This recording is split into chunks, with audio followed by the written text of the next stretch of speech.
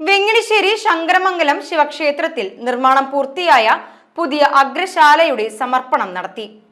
സ്വാമി ഭൂമാനന്ദ തീർത്ഥ മഹാരാജ് അഗ്രശാല സമർപ്പണം ഉദ്ഘാടനം ചെയ്തു. ആശ്രമത്തിലെ സ്വാമിജിയുടെ ശിഷ്യരായ മാ ഗുരുപ്രിയ, അന്തേവാസികളായ ബ്രഹ്മചാരിണികൾ, ഭക്തർ, ശങ്കരമംഗലം ദേവസ്വം സെക്രട്ടറി പ്രസിഡന്റ്, മറ്റ് മെമ്പർമാർ, തട്ടകത്തിലെ ഭക്തജനങ്ങൾ എന്നിവരും സമർപ്പണ ചടങ്ങിൽ സംബന്ധിച്ചു.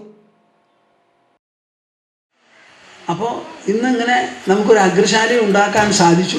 നാളെ തിരുവോണമല്ലേ, തിരുവാതിര കൂട്ട് അവിടെയാണ് നടക്കാൻ പോണതെന്നുള്ള കാര്യത്തിൽ എനിക്കൊരു കൃതാർത്ഥതയാണുള്ളത്.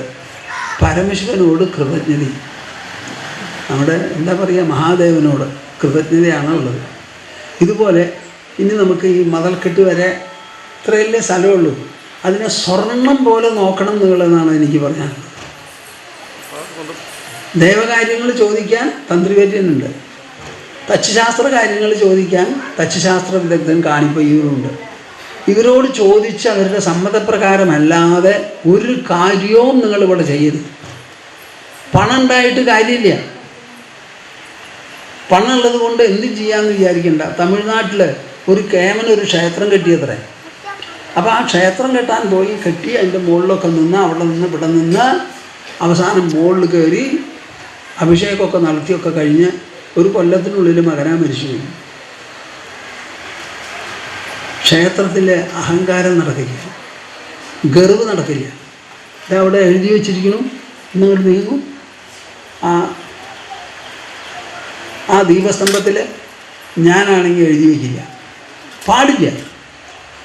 വഴിപാട് എന്നാണ് ഇവിടെ നടക്കുന്നതിന് പേര്. എന്താ ഈ വഴിപാട്? നിങ്ങൾ ആരെങ്കിലും ആലോചിച്ചിട്ടുണ്ടോ? വഴിപാട് വഴിപാട് എന്ന് എല്ലാവരും പറയും.